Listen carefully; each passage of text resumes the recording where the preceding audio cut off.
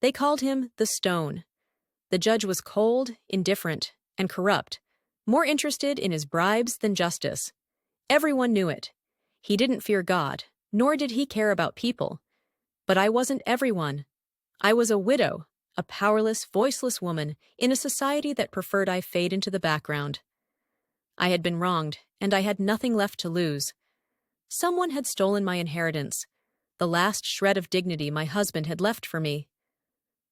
They thought I'd stay silent, but they didn't know me. At dawn, I went to the courthouse. The guards tried to block me, but I slipped through. "Your Honor, grant me justice against my adversary," I shouted. His eyes flicked up from his papers, cold as a winter morning. He waved me off. The next day, I went again. And the day after that. I knocked on his door at night. I followed him to the market. I stood outside his chambers, calling for justice. People laughed. "Give up," they said. "He doesn't care about you." But I wasn't doing it for them. I was doing it for the truth, for the principle that the powerful shouldn't trample the weak. Weeks turned into months. I could see the frustration building in his face every time he saw me. Finally, one day, he threw his hands up. "Enough," he roared. "I'll grant her justice, or she'll wear me out with her persistence." And just like that, my vindication came.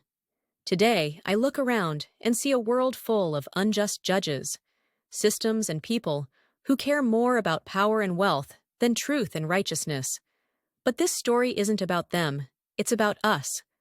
I was just a widow, a nobody, but I persisted. Jesus said, "My persistence is an example of how we should pray." When you pray, don't lose heart. Even when the answer feels delayed, God isn't like the unjust judge. He hears every cry, sees every tear, and moves in ways you cannot imagine. Will he find faith when he comes? Faith that endures? Faith that keeps knocking, keeps praying, keeps believing? That's the question he left us with. And that's the challenge for today.